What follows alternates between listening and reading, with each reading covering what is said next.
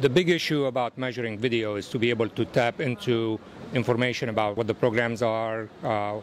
We call it metadata about the video, and then what are the ads that are running, and what is the consumer engagement with the ad. So at some point when a video is started, when does it end? Does the ad get seen? If it is mid-roll or whatever.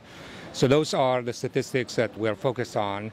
And we do it in a couple of ways. One is our clients can embed tags in the video that will pass on information about how they will classify the videos.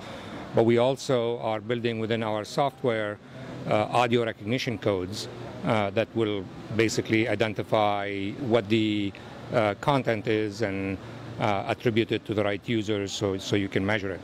I think the other aspect of video is how does it complement the viewing on TV? And one of the things that we're very excited about is that we are building a set of users, 25,000 users, where we actually are simultaneously getting their TV viewing, their